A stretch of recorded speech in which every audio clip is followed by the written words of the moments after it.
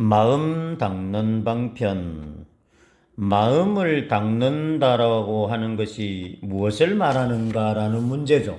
왜냐하면은 마음이라고 하는 것이 형상이 있고, 우리가 뭐 눈으로 보든 귀로 듣든 뭐 냄새를 맡든 맛을 보든 간에 어떤 것을 우리가 인식할 수 있는 느낌이라고 하는 게 있어야 되는데, 마음은 형상도 없고 소리도 없고 냄새도 없고 아무것도 없어요. 그렇기 때문에 이 마음을 닦는다고 했을 때 그게 무슨 소리인지 이해를 잘 못하는 것이 어떤 우리들의 모습이에요. 그래서 뭐 마음을 잘 먹어야 된다, 마음을 잘 써야 된다 이런 말을 해도 별로 뭐 감동도 없고 거기에 대한 심각성도 없고 어떤 그런 중요하게 생각하지 않는 이유가 전부 다 보면 마음이라고 하는 것에 대해서 느낌이 없기 때문에 그런 거예요. 우리가 마음이라고 하는 것이 눈에 보이면 우리 몸뚱아리처럼 눈에 보인다면은 우리가 마음을 그렇게 함부로 하겠습니까? 우리 몸은 함부로 안 하잖아요. 머리만 좀 흐트러져도 미장원에 가고 이발소 가고 머리를 자르고 파마를 하고 이렇게 하잖아요. 그 다음에 얼굴도 마찬가지죠. 얼굴에 뭐 이렇게 좀 잡티가 있거나 기미가 생기거나 그러면 당장 신경 쓰잖아요.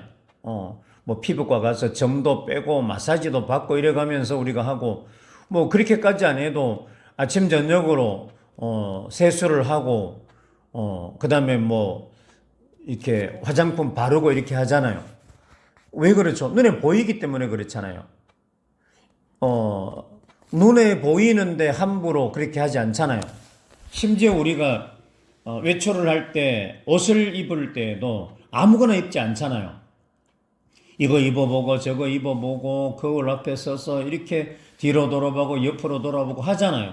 그래도 보통 우리 보살님들 여자분들은 뭐라 합니까? 장롱에 옷이 엄청나게 많은데 장롱 문 열고 가만히 쳐다보면서 뭐라 합니까? 입을 게 없다 이렇게 말하잖아요. 왜 그렇게 말할까요? 이게 몸뚱아리라고 하는 거 우리 옷을 입으면 그게 눈에 보이기 때문에 그런 거죠.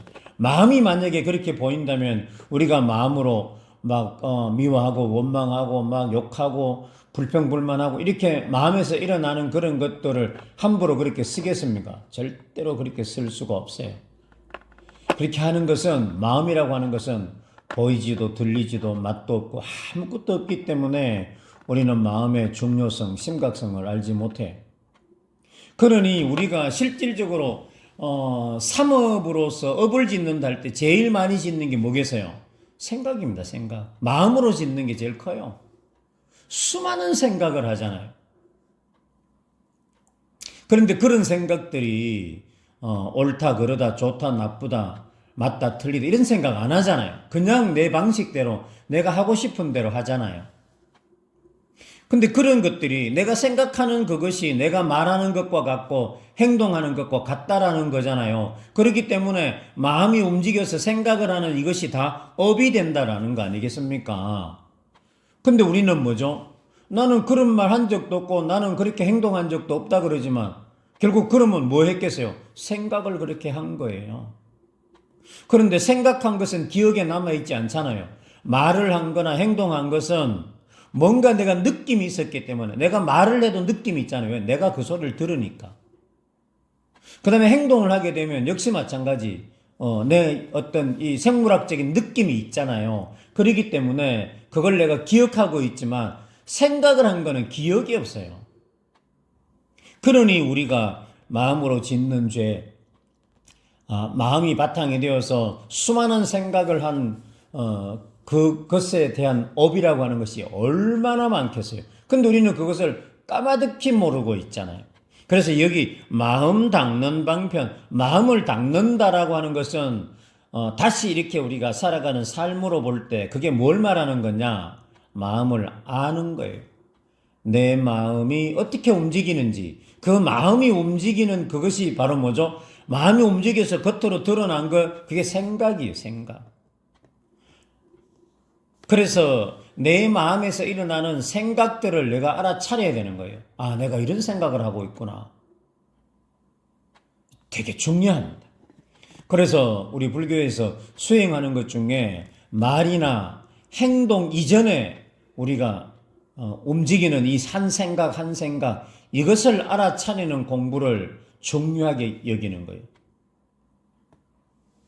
사마타, 위파사나, 참선, 심지어 명상까지도 우리가 바로 이런 내 마음 바탕 위에서 일어나고 있는 이 내 한 생각 한 생각들을 알아차리는 공부예요. 우리 염송도 마찬가지. 전원 염송을 하는 것도 내가 본심 찾는다 그러지만 이 본심 찾는다고 하는 것이 결국 무엇을 말하겠어요? 본심이 왜 못 찾는다는 거예요? 수많은 번뇌망상, 그 수많은 생각들이 끊임없이 일어나고 있기 때문에 본심을 알 수가 없다라는 거잖아요. 그러니 내가 본심을 찾는다, 본심이 찾아진다라고 하는 것은 이 84,000 수만 가지의 번뇌망상이 사라지는 거죠. 그걸 우리는 정이라고 그래요. 선정 그럴 때 정이라고 하는 것이 그런 번뇌망상이 가라앉아서, 그러니까 바다의 호수에 이렇게 막 일렁이던 어떤 그 파도 있죠. 파도, 물결 이런 것들이 뭐예요? 딱 가라앉아가 명경지수처럼 고요한, 이게 정이에요. 그래서 그 정은 바로 이런 생각들이 사라져서 생각이 일어나지 않는 그 마음자리, 무심이죠. 우리는 무심이라고 하는 거예요. 그래서 마음을 닦는다 말은 많이 하는데 마음을 어떻게 구체적으로 닦겠어요? 또 그런 걸 잘 물어보지도 않아요. 너무 이해가 안 되니까, 너무 어떤 느낌이 없기 때문에 안 물어보는 거죠. 근데 우리가 느낌이 좀 있는 거는 물어보잖아요. 이거 왜 이렇죠?